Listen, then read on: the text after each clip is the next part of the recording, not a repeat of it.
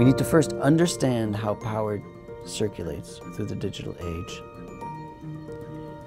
And at that point, develop interventions, our own, that will address the problems of the paradoxes of the way that desire functions in this new era.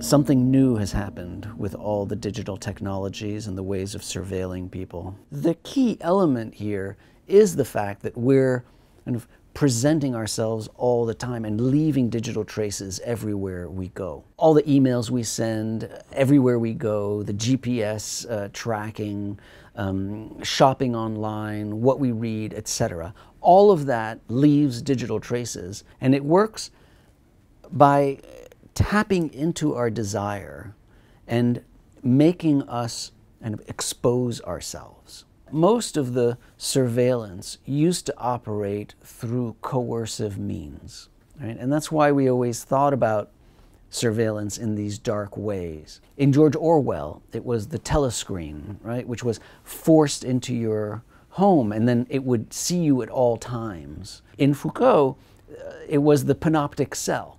Right? And so there was a central tower that could see through every cell, and people would be arranged in a circle around that tower. But today the world is completely different. Today the world is all about likes and people who follow you and people who share your stuff and wanting to be liked, followed, etc. And so we've moved from this world of oppressive, kind of hateful, imposed surveillance to the world where we now expose ourselves.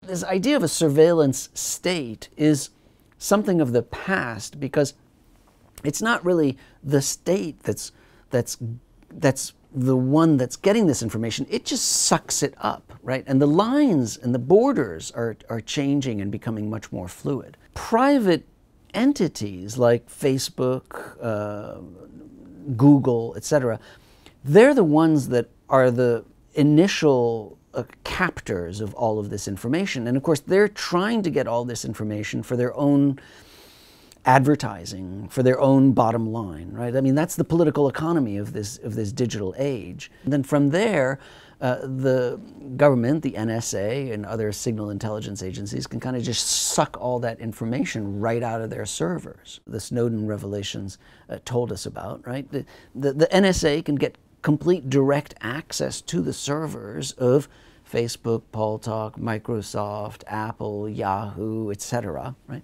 And so they can just get all of this information and do the surveillance. You can try not to frame it as if you're blaming the victim, but it's our data that we're sharing, ultimately. And it's our pleasures that we're satisfying. Precisely what is at the heart of the expository society, which is desire.